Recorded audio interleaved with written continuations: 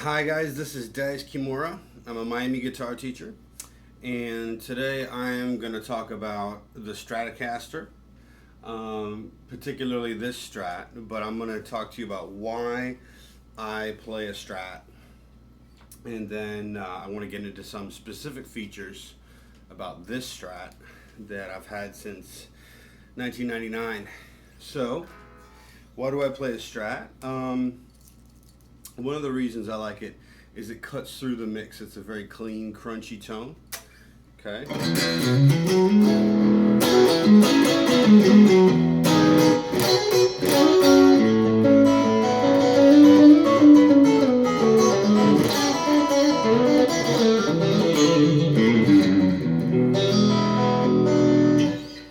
Now that was at half tone. I'm at half tone with these pickups, and you can get a really nice, bold, bluesy tone with your front pickup.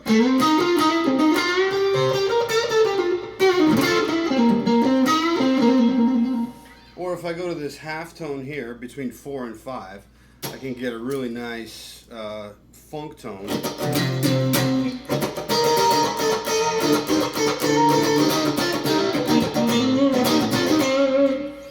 I can go to the middle pickup, and that's nice for both rhythm and lead.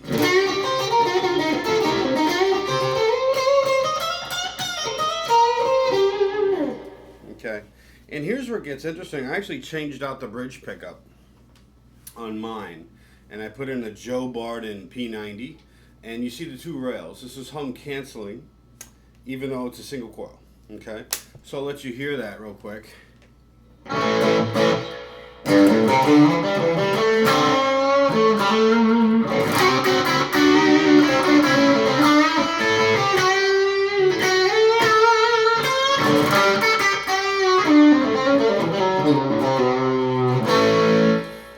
It's really nice sound. The Joe Barden, in case you're wondering, this is a Texas special in the front and the mid, and this is a Joe Barden. The Strat is a great guitar. It's light. Actually, my Strat's really heavy. This used to be a Stevie Ray Vaughan signature, and it feels like it's about, I would say, at least 10 pounds. So it's pretty heavy. This is Northern Ash, very heavy body, and for the neck, I changed out the neck, but it's equally heavy as the last neck. But this is a Warmoth neck, and I'll get into some of the parts that I changed out and why. Okay. I also changed out the thing I like about the Stevie Ray Vaughan Strat is that it has a reverse whammy bar, which when I used to do a lot of dive bombs, I really liked the reverse whammy bar. And the reason why is you've got your whammy bar right there, so when you're playing something, you can just reach right there and grab your whammy bar. Hendrix used to do that, and he would actually hold his whammy with his fingers and just hold his guitar with his thumb, and he would actually maneuver the whole thing, and then he would be working the volume knob with this hand, and he would be controlling the pitch with a whammy bar here, and then he'd be controlling the feedback level and the octave of the feedback over here with the volume. So you're asking, why don't I use a whammy bar? To show you right now, I had my bridge, my tailpiece locked down. My tech put a block in the back of it, and that just helps me for tuning stability and sustain. I also put 5 springs in the back. That also helps for sustain and stability.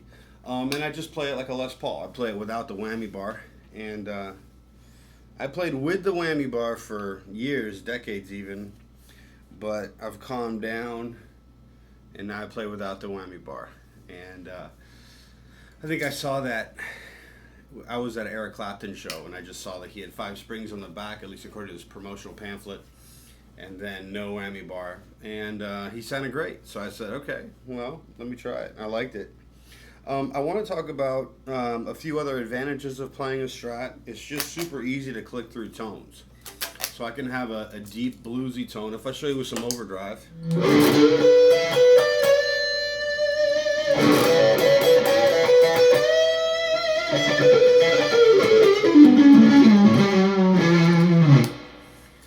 And that just sounds huge. I got a great bluesy pickup.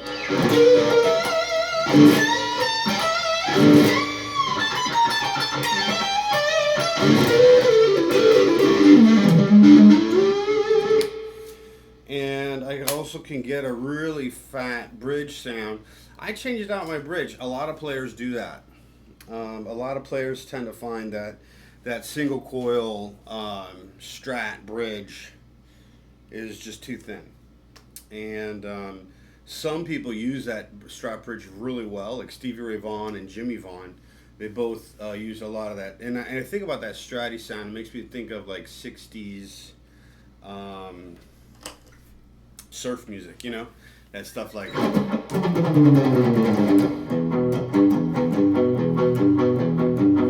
or whatever. But it's just a very tinny sound. So for years, I used a humbucker. I had a JB in there. I had a Pearly Gates. I had a Evolution, DiMaggio Evolution, which compatibility wasn't so great, by the way. Now I've got a Joe Barden. It's a little hotter, okay, in terms of compatibility, but I like it. It's super unique sounding. Another thing I really like about the Strat is the way it has the cutaway here. It lets me access the higher register with ease.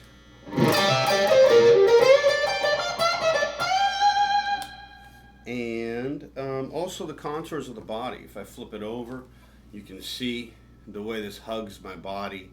And also these contours, it just sits right on my thigh. That's really convenient. I've never even needed a strap lock. All my other guitars have strap locks. I have like 13 guitars back there. But just the Strat, I don't need a strap lock. Well, I haven't had one. Maybe I should get one. But I haven't had the need to use one just because it's so stable. It hugs your body. I usually wear it right around the belt buckle. I'm going to talk about some modifications that I had done and also my preferences. Okay. So I want to start with, well, this particular guitar, I get asked by a lot of students, you know, what is this guitar? And also people online are asking me and emailing me about this guitar. Very close to my heart. This is the first guitar I got when I moved to the United States from Japan. And it's a 1999 Stevie Ray Vaughan signature. At least it was.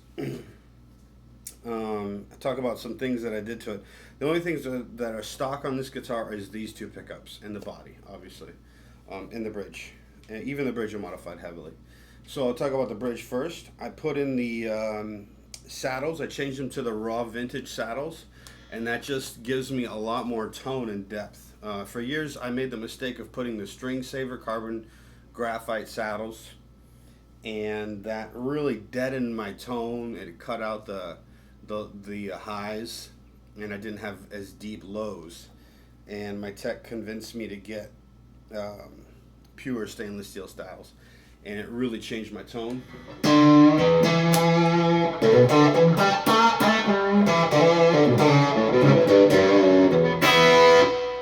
Absolutely. So that's one mod. I changed all the plastic just to vintage plastic. That doesn't change the sound, it's just cosmetic. Obviously changed the pick guard. It used to be the black with the SRV, and this is the turtle shell. I changed this pickup. Obviously this is a Joe Barden hum canceling P90. But I did more. I actually added stuff similar to the David Gilmour setup, the DG20 that you find in the EMG catalog. I added the mid boost. That's the EMG SPC, it's called, and I have that controlled by this knob. And then this knob controls the EMG XPD, which is XPD, yeah, which is the expander. So I have, and this is my tech, Mitch Wiseman is his name. He told me to get that, and it's been working out really good. So the sound without any of the boosted electronics, this is just the rear pickup. Now I'm going to put up the mids, and now the expander.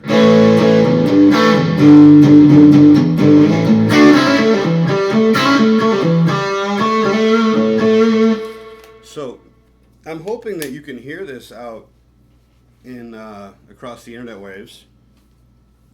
But the mic I'm using a condenser mic to record this video, but it may not be catching all of the changes. It could be compressing and compensating for the fluctuations that's actually happening in the room. But you're going to have to take my word for it if that's the case, that it does indeed get fatter. This is with the mids dimed out.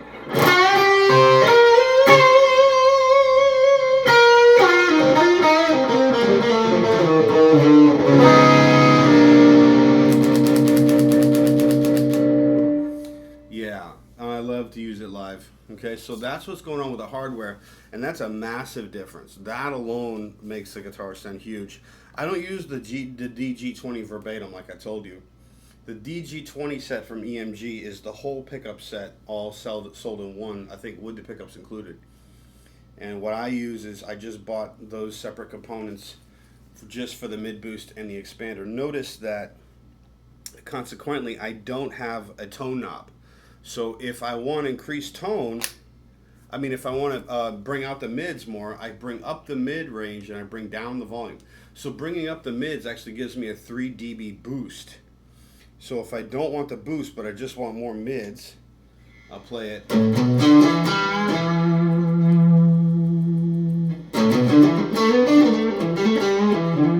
And that's compared to, let's say, bringing the mids down and the volume back up. And what I just did now, the latter one, has the most transparent sound. You know, I like to rest my pick right here, by the way. I just loosen up one of these screws and I can slide it right in. It scratches up your finish. If that bothers you, don't do it. It obviously doesn't bother me. You see, I'm all scratched up. But anyway, so that's one of the modifications that I did that really increased my tone, along with changing the saddles. When I used to be more aggressive with the Whammy Bar, I would snap the Whammy Bars a lot. And so my tech widened the hole, and that's a 1/4-inch hole. And I would use a Floyd Rose bar for that. I don't know if I have any. Actually, they're in my case. So that's some more modifications. In order to install the battery power, we had to actually carve the wood. So I have a battery right here under the pick guard, and we just had to route a hole in there. So it's kind of a big commitment to do that to your guitar because it's forever changed. But we routed that wood and also routed the wood to hold the P90. So that was a big decision. So if you're on the fence about doing that, just realize that's going to change your guitar. It's no longer stock. And another minor thing is we added a bolt here and on the like a washer with teeth. It's called locking washer, so that this washer doesn't come loose anymore, which is a real pain. Seems to happen to everybody. Next, I'll talk about the neck. I tend to like the Jim Dunlop frets, the 6105s. That's what I like. And that just gives me a lot of sustain and clarity. And I'm using, this is a Canadian Bird's Eye Maple. I don't know if you can see that. It's a gorgeous neck. I got this from Warmouth, and it took them like 6 months to make it and send it to me. I wonder if this camera's gonna focus here. But anyway, you get the idea. So, and it's huge. This neck is massive. It's the biggest neck I have. It's even bigger than my Les Pauls. It's like a big fat 50 style. It's called the Fat C. I love it. It takes some getting used to. Some people hated it first, but they tend to love it, which I really like, obviously. And then I like the cool feel in the front. Okay, no rosewood for this one. My old one had the rosewood stock with SRV, but I just decided to change it up. So I got the 6105s, and then I got the cool feel. The Tusk nut is what I go with these days. It tends to give me the most sustain.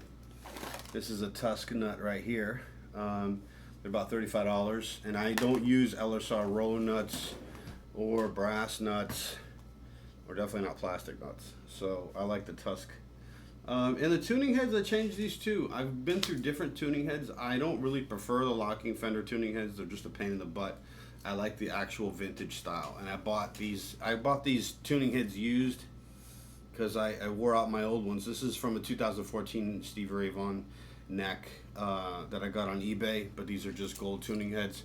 You see the vintage style, we actually have to insert them and then bend it. I prefer that. I like that.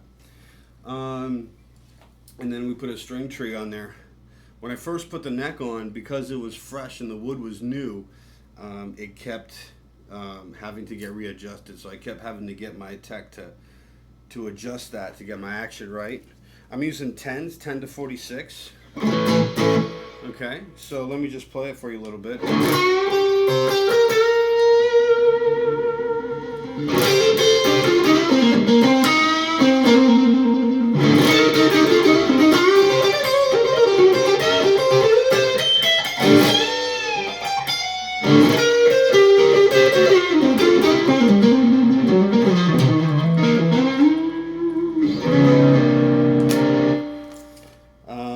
Sounds great. It allows having the EMG mid boost and expander really lets me to do a lot of really cool, bigger stuff that you wouldn't think to do on a Strat, like some classic rock.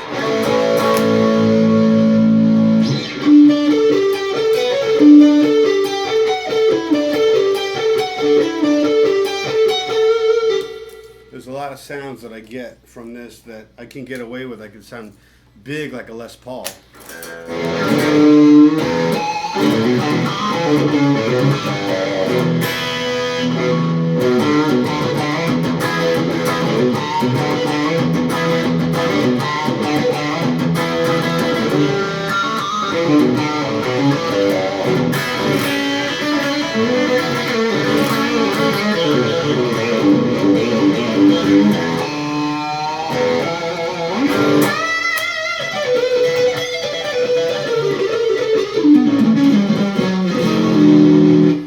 Very cool.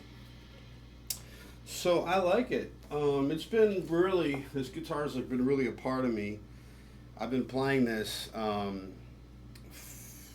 it's 2016 now. I've been playing this since 99, so 16, 17 years. And I've been offered obscene amounts of money for this guitar from wealthy students, but I always say no. I'm not going to sell it. It just plays amazing. And, you know, it's very near to my heart. I'm doing a lot better now. Obviously, I have tons of equipment and everything, but when I first got my start as a pro, this was the only nice guitar that I had. I bought this with tax for $1,000 out the door at Guitar Center, and that was like pretty much all the money I had back in '99. And I didn't have a good acoustic. This was my only good electric. I did all my shows with this, my rehearsing with this guitar, my writing, my guitar lessons, my practicing, everything on this guitar, 10 hours a day, whatever, 7 days a week. And so it's very close to my heart, if you know what I mean. So hopefully you guys all have a guitar that's, you know, that close to you, have that much history with. It was very painful separation for me to change the neck, but I had to. For 7 years I played on gauge 12 strings, 12 to 52 in standard, and it really messed up my neck. And then the nut got messed up, and a lot of things were messed up. I changed the frets out like 2 times. So finally it was time to get a new neck, and I'm glad I did. And that's my SRV, that's my Strat. I have other Strats or Strat style guitars, but I just wanted to show you this one today. I get a lot of questions on it. Feel free to comment, like, or subscribe. If you ask me any questions, I usually try to answer everything on my channel. So go ahead and post any questions or whatever you have, and I will address them as they come in. All right, thanks so much. I'll see you next time.